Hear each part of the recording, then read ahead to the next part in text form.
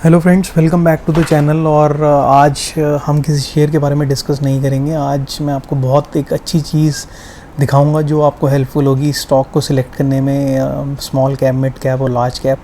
और ये है स्क्रीन आप देख रहे हैं, टिकर टेप की वेबसाइट है और इस पर स्क्रीनर पे मैंने क्लिक किया है और यहाँ पे मैं आपको दिखाऊंगा कि कैसे हम एक स्टॉक को एनालाइज करते हैं और कैसे हमारा स्टॉक सिलेक्शन एकदम परफेक्ट होना चाहिए लॉन्ग टर्म के लिए। तो वो हम आज सीखेंगे। बट उससे पहले अगर आपने चैनल को सब्सक्राइब नहीं किया है तो चैनल को सब्सक्राइब ज़रूर कर लें।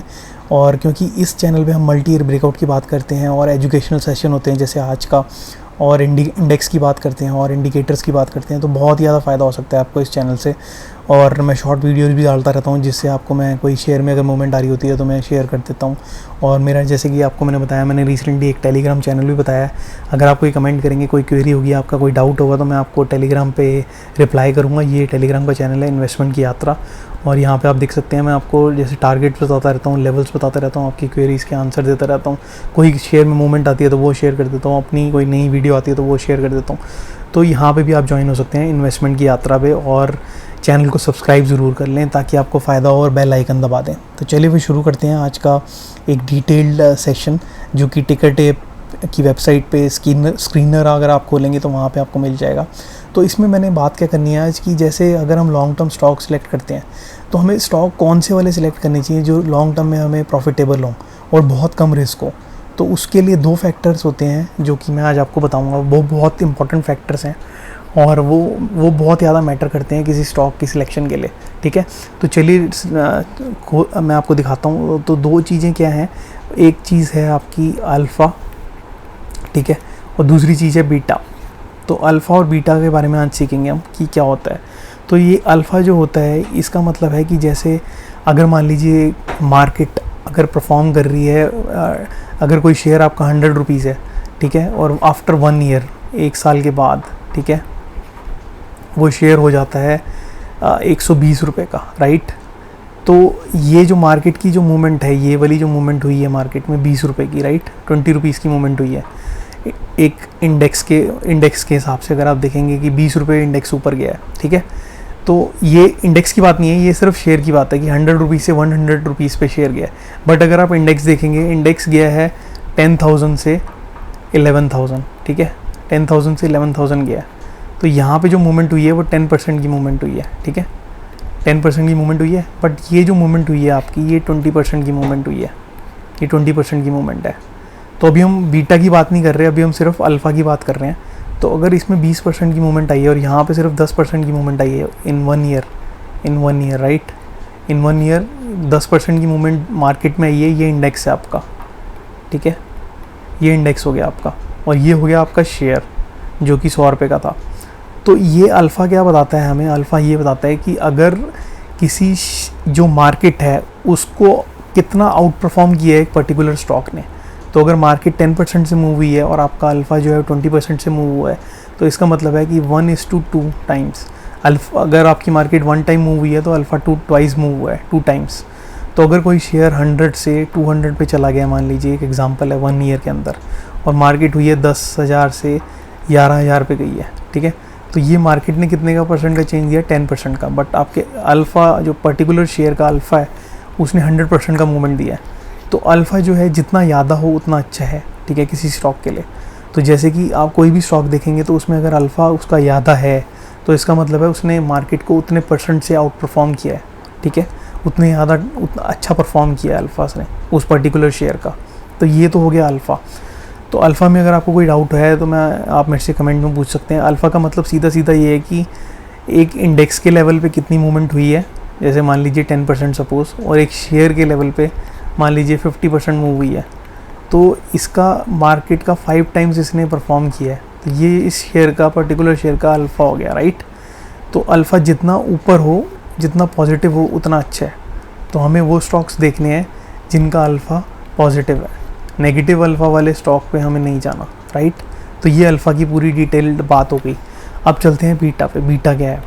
बीटा की अगर बात करें तो बीटा है कि अगर कोई शेयर, पर्टिकुलर शेयर, राइट, अगर वो मार्केट मान लीजिए 10% मूव होती है, ये मार्केट है, ठीक है, ये 10% से मूव हुई है, और पर्टिकुलर शेयर जो है आपका वो जैसे कि HDFC है, ठीक है, HDFC, तो मार्केट आपकी मूव हुई है, ये आपकी मार्केट है, ये आपका HDFC शेयर है।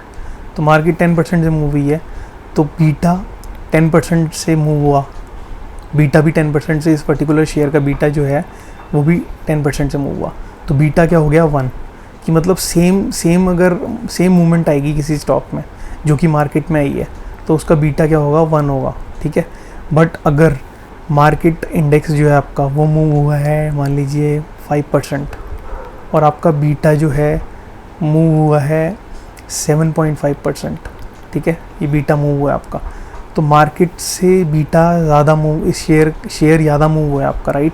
HDFC का शेयर 7.5% ऊपर गया है बट मार्केट 5% ऊपर गया है, तो ये हाई बीटा स्टॉक है, ठीक है। अगर ये 10% से मूव हुआ है तो ये हाई बीटा स्टॉक है, इसका बीटा होगा 2। तो 1 का बीटा मतलब सेम लेवल की मूवमेंट, 2 का बीटा मतलब हाई बीटा। अगर ये 2 का बीटा है तो ये हाई बीटा है। और अगर मान लीजिए किसी पर्टिकुलर शेयर का बीटा जो है, जैसे कि इसका 3 सिनेरियो बन सकते हैं इसमें। 1 सिनेरियो मार्केट, ये जो आपकी मार्केट है, और ये हो गया आपका HDFC बीटा, ठीक है, HDFC का बीटा। अब मार्केट मूव हुई है 10% से, बीटा भी मूव हुआ है 10% से, ठीक है।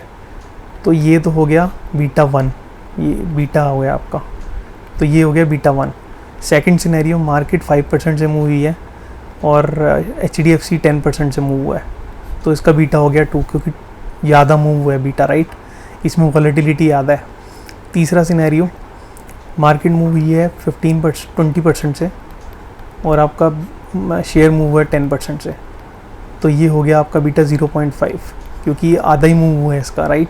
मार्केट 20% ऊपर गई और शेयर 10%, तो बीटा क्या हुआ हाफ, क्योंकि बीटा आपका कम मूव हुआ है, मतलब शेयर कम मूव हुआ है, तो शेयर कम मूव होगा तो बीटा कम हो जाएगा उसका, राइट, क्योंकि हम शेयर का प्राइस डिवाइडेड बाय बीटा का प्राइस करते हैं।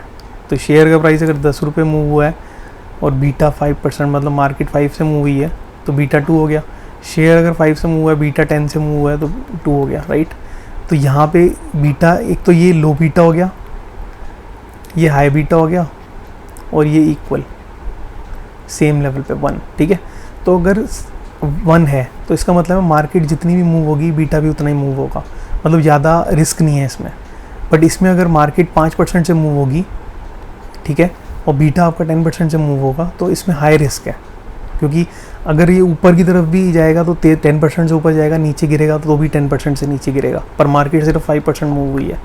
बट यहाँ तीसरे सिनेरियो में अगर आप देखेंगे तो मार्केट 20% से मूव हुई है बट बीटा सिर्फ इसका, मतलब शेयर जो है वो 10% से मूव हो रहा है, तो इसका मतलब है कि मार्केट अगर 20% गिरेगी तो शेयर 10% गिरेगा, तो इसमें लो रिस्क है। मार्केट अगर 20% बढ़ेगी तो शेयर 10% बढ़ेगा, ठीक है, तो इसमें लो रिस्क है। अगर मार्केट 20% गिरती है तो शेयर 10% गिर रहा है, तो मतलब ये लो बीटा स्टॉक है। तो हमें क्या ढूंढना है, हमें 2 चीज़ों को मिक्स करके शेयर सेलेक्ट करना है। फर्स्ट, अल्फ़ा जो होना चाहिए वो हाई होना चाहिए, सेकंड बीटा जो होना चाहिए वो लो होना चाहिए। तो बीटा अगर 1 से कम है तो अच्छा है, और अल्फ़ा जितना ऊपर जाएगा उतना अच्छा है, तो ये पॉजिटिव होना चाहिए, और ये 1 से नीचे या 1 हो, मतलब आप दोनों को मिक्स एंड मैच करके, दोनों को एक तरह से साइड बाय साइड प्रोपोर्शन करके उसका, और फिर मिक्स करके इसको जिसमें बीटा कम हो और अल्फ़ा ज़्यादा हो वो स्टॉक सेलेक्ट करते हैं, तो बहुत ज़्यादा बेनिफिट उठा सकते हैं। तो ये तो एनालिसिस हो गया अल्फ़ा और बीटा का। अब हम चलिए हम स्क्रीनर से कैसे इसका बेनिफिट ले सकते हैं वो देखते हैं, ठीक है। तो सबसे पहले हम चलते हैं स्क्रीनर पे। तो यहाँ पे अगर आप देखेंगे ये स्क्रीनर पे आ गया हूँ मैं, यहाँ पे शेयर्स हैं सारे, यहाँ पे हम फ़िल्टर ऐड कर सकते हैं। ये देखिए लेफ्ट साइड पे ऐड फ़िल्टर, ठीक है। तो मैं इस पर क्लिक करूँगा ऐड फ़िल्टर पे, और ऐड फ़िल्टर पे जाके यहाँ पे मैं टाइप करूँगा बीटा। तीनों को ऐड कर दिया मैंने। तीनों को ऐड करने के बाद यहाँ पे आप देखेंगे रिलायंस इंडस्ट्री, उसका बीटा है 1.14 का, ये देखिए यहाँ पे। और अगर आप अल्फ़ा देखेंगे तो वो है 13 का, और ये देखिए अल्फ़ा इसका, ये बीटा इसका, ठीक है। और 5 ईयर्स की रेवेन्यू ग्रोथ भी दे रखी है यहाँ पे, तो इसका मतलब है कि इसका बीटा मार्केट से ज़्यादा है। अल्फ़ा इसका 13 का है, मार्केट को बीट कर रहा है, राइट। तो अगर आप TCS को देखेंगे, TCS में है कि ये 0.64 का इसका बीटा है और अल्फ़ा इसका 14 है, तो 14 टाइम से मार्केट को बीट कर रहा है, बट इसका मार्केट का जो रिस्क है वो कम है। मार्केट अगर 1 से गिरती है तो ये 0.64 से गिरता है, तो ये इसका बेनिफिट है, राइट।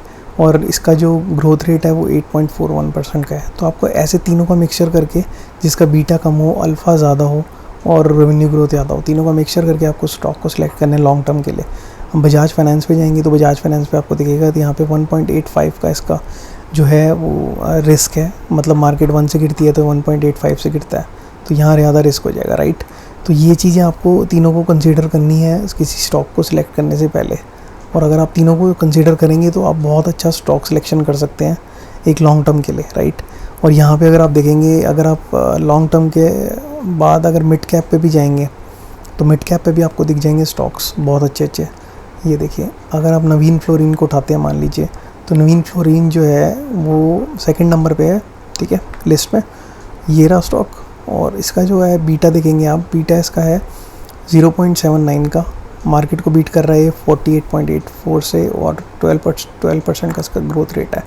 तो ये 48 टाइम्स बीट कर रहा है और रिस्क भी ले रहा है कम, 0.79 का बीटा इसका कम है 1 से, तो 1 से कम होगा तो ऑब्वियसली ये रिस्क कम। और मिड कैप में अगर आप देखेंगे तो जैसे भारत हैवी इलेक्ट्रिकल है यहाँ पे, तो इसको भी हमने सिलेक्ट नहीं करना है क्योंकि ये एक हाई बीटा स्टॉक है, बीटा इसका 1.15 है, अल्फ़ा इसका माइनस में है, तो बीटा रिस्क भी ज़्यादा ले रहा है और परफॉर्मेंस भी नहीं दे रहा, तो ऐसे स्टॉक हमें सिलेक्ट नहीं करने, राइट। हमें नवीन फ्लोरिन जैसे स्टॉक सेलेक्ट करने हैं। तो अगर आपको ये वीडियो अच्छी लगी हो तो प्लीज़ इस वीडियो को लाइक करें, चैनल को सब्सक्राइब करें, और लाइक ज़रूर करना यार, क्योंकि लाइक बहुत कम आ रहे हैं और मैं इतनी मोटिवेशन मिलती है अगर आप लाइक करते हैं वीडियो को।